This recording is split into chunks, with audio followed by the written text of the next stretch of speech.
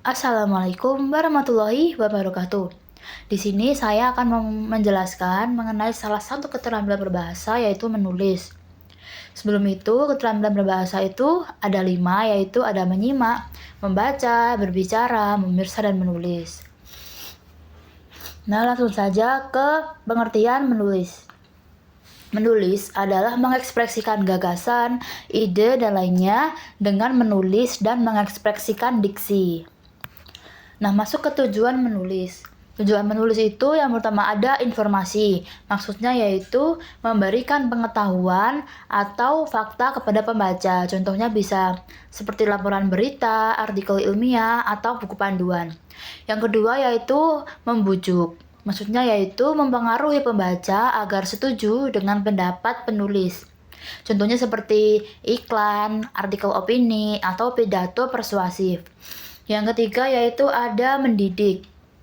Maksudnya yaitu mengajarkan atau memberikan pemahaman mendalam tentang suatu topik.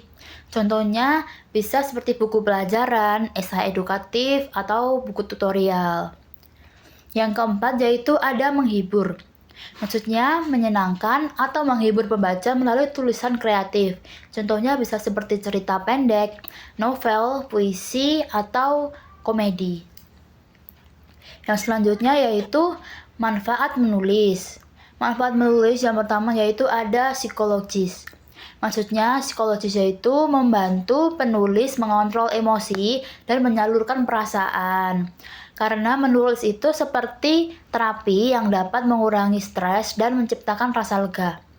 Yang kedua yaitu ada metodologis, yaitu membiasakan berpikir sistematis, terstruktur, dan logis dalam menyusun ide, membantu membangun pola kerja yang disiplin. Yang ketiga yaitu ada filosofis, yaitu menulis mencerminkan kepribadian, nilai, dan pandangan hidup penulis. Tulisan yang seringkali menjadi cerminan jiwa dan ideologi seseorang. Yang keempat yaitu ada pendidikan. Menulis memperkaya pengetahuan penulis dan pembaca, melatih kemampuan literasi, berpikir kritis, dan juga analisis. Yang ketiga yaitu ada jenis-jenis teks.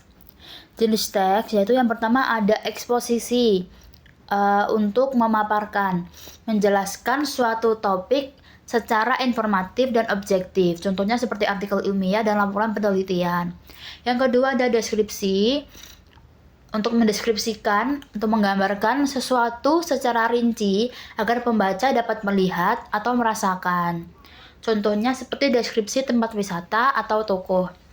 Yang ketiga yaitu ada narasi, menceritakan suatu kejadian atau pengalaman secara kronologis seperti cerpen, novel, dan biografi.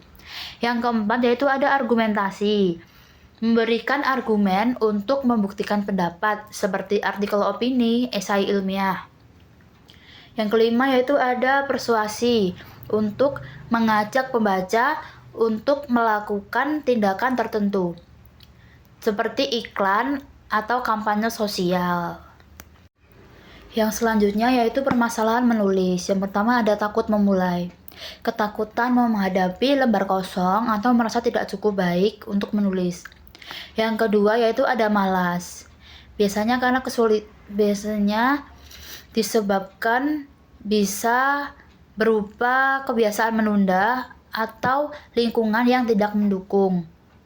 Yang selanjutnya ada kurang motivasi, karena penulis bisa saja tidak memiliki minat atau motivasi yang cukup untuk menulis.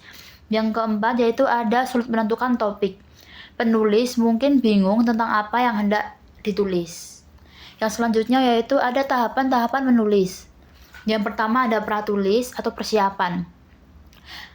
Pada tahapan ini, menentukan tujuan, topik, dan ide dasar tulisan, melakukan riset atau pengumpulan data. Yang kedua yaitu ada menulis draft, dengan mulai menulis tanpa fokus pada kesempurnaan, lebih mengutamakan isi. Yang ketiga yaitu ada revisi, yaitu mengevaluasi isi tulisan untuk memperbaiki logika, struktur, atau ide. Yang keempat yaitu ada pengeditan, memperbaiki kesalahan teknis seperti tata bahasa, ejaan, dan tanda baca.